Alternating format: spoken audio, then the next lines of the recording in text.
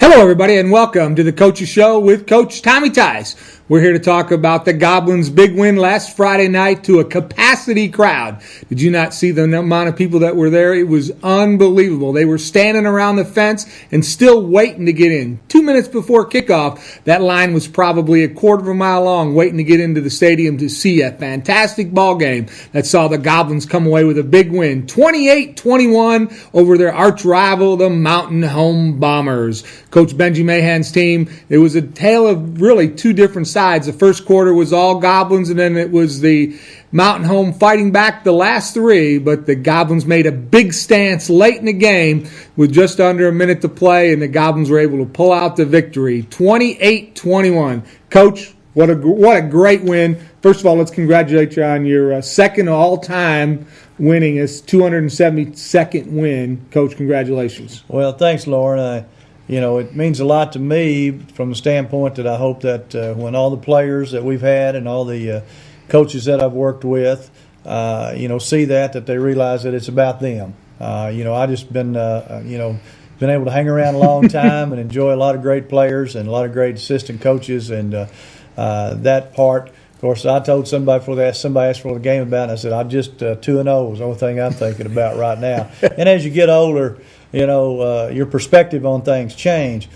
Just like I know Sunday when we were working, a couple of young assistant coaches said, Coach, I feel like we got beat. I feel like I've just been beat to death. And I said, well, as you get older, you'll understand that how precious winning is, and I feel great. And I'm telling you, anytime that we can pull out a victory over Mountain Home, and this ball game and last year's ball game paralleled each other.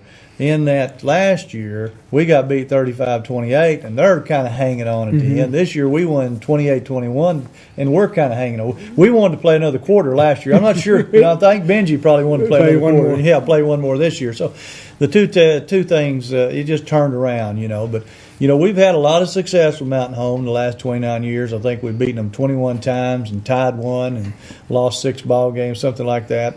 So, we've been very fortunate with them, and they got a good ball club. And we knew they had a second-half ball club by watching the film the week before against Nettleton. At halftime, the score was 10-9 with Nettleton, and they went on ahead and won pretty big. So we knew they had a second-half ball club.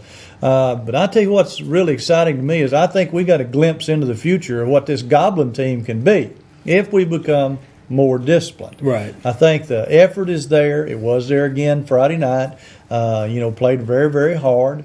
Defensively, what a gutty performance by the defense. And, we, in our weight room, when we go to our last station lifting those weights and doing our running, we holler out heart and desire. And certainly the Goblin heart and desire came forth in the fourth quarter. It did big. They made that big stance, especially when Mountain Home had turned the momentum.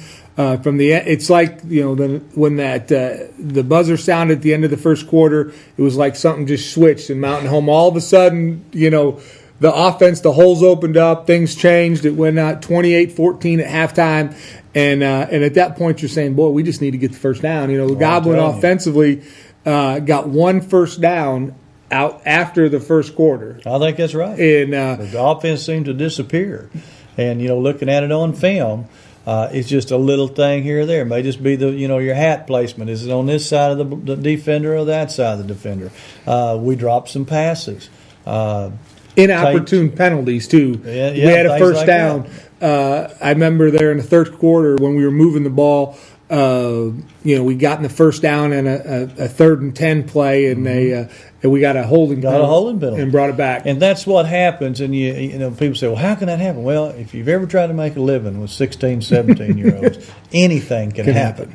And it snowballs. It snowballs on you. And I told them at halftime we need to come out and establish ourselves again right now. And we were playing pretty well, and then we get a big penalty. We have to be able to overcome adversity. When we meet adversity, then we need to be able to hit it head on and realize that, this is an opportunity for us. We can't hang our head and, worry about the last play, and I think we did a little bit of that. But my hat's off to the Goblins. I mean, they got the job done, ball games against Mountain Home are different than lots of ball games because you never know what's going to happen. But you will know one thing: nobody's going to quit And Mountain Home came roaring back, and they got a good ball club, and they're going to make some noise over there in the 6A East. That's it. On the defensive side, I thought Trey Holtby played a fantastic game. I kind of joked with him. I saw him this weekend, and I made a joke to him when he got the interception. I said, "Boy, you look like the receiver on the play." But he played. I thought a couple of missed tackles that I saw, but most of the time he was right there waiting on him, and it was he played. I thought an outstanding game on the defensive side. Well, Trey did a good job, and he was in an opportune situation to make that interception. And Trey is a very good player for us. I thought Austin Jensen had another good ball game for us. Ray Gomez continues to get better at defensive tackle. But there's lots of people over there, lots of heart and desire. John Colliver, I tell you, John was so wore out after the ball games. I didn't know if John was going to have anything left in the fourth quarter because it was so hot and so humid. And that's one thing that Benji has done at Mountain Home, which I think is very smart. They have the numbers. They're a large school, right? And they're about double our size now. And he went in there and they play one way. They got an offensive team and a defensive team.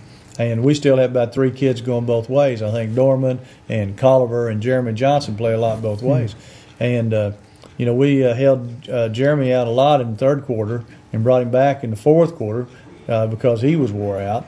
And then Colliver, I didn't know, but I knew John's heart. I knew he'd find a way.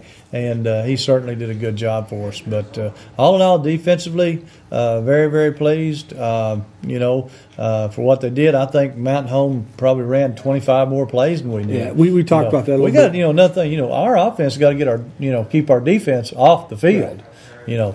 And we scored 28 points, I think, in 13 plays. Yeah, it was phenomenal that the amount of yardage. But the other thing that we can talk about is in that first quarter, just like in the Sheridan game, Goblins started in great field position. Right. When you shorten that field and only got to go 50 yards to score a touchdown, that makes it different. And then after the first quarter, the tide kind of shifted. We instead of starting at our 40 or our 45, we were starting at the 20.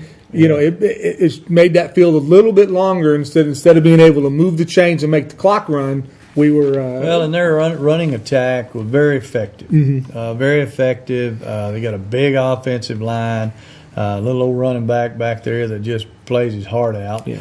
And of course, Felucia, the quarterback. I'm a big fan of his because he finds a way to get things done. But you're right; they were starting in the shadow of their own goalpost, and then all of a sudden it flip flopped. Right. And you've got to be able to punch out first downs. You've got to be able to do that twofold.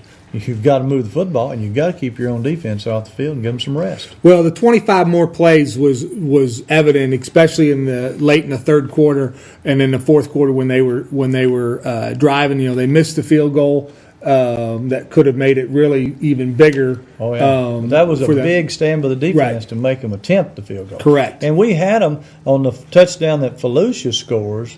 We were putting up a great goal line stand, and we break down on the outside. Or we're going to hold them there to a field goal attempt. But, hey, great game. Not going to give you any of it back, and we're not going to play another quarter. If you missed it, boy, I tell you what, that was a night to be out there. I know it was hot. It was a great night. It was pink out night. They were raising money for the Susan B. Komen Foundation, and that was a great idea. But just the rivalry game, it was the place to be last Friday night. It really was. You touched on it. I mean, the line was all the way back to the middle school, and we're thinking about putting in another gate, because drawing crowds like that, I mean, it's just fantastic. And Goblins have been doing well, and it's exciting. Got another couple of weeks. We got homecoming coming up. Better get there early if you want to see. You're not kidding. We were. I got out there about 5:30 or so, and there were people already marking their territories in the bleachers. That's right. At 5:30. And by roughly when we looked at about 7:15, that line was huge, and there wasn't many seats left in the stands. And and we've got our stadium is not finished by any means, and of course the economy has been a drag on that a little bit, but we're still in the fundraising mode, and we need to raise some money. We need to double that visitor side. We need to build a dressing room facility over there with bathrooms and a concession stand, and of course finish the track. And so we're kind of in phases, and our booster club's working hard, and school does everything they can to help us. But you know what? Think about all the kids there at that ball game. And think about where they could be if they weren't there. That's right. And it's a very wholesome activity for them to be at. And lots of things going on. You got the band there and kids involved in the band and cheerleaders, things like that. The student section is awesome. I mean, they're just awesome. That was a nice shot of that. I want to give a little pub to the Harrison Daily Times. They had a nice picture of the student sections with the kids all dressed in pink. I thought that was a great shot by them and showing the support that everybody was there. Well, you can't go wrong by providing activities for kids to be involved in.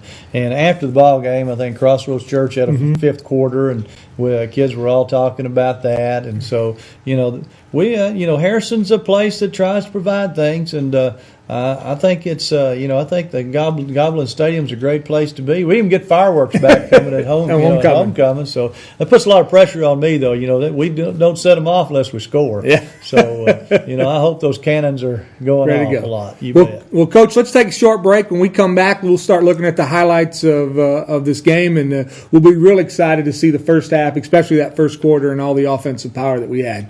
We'll be right back.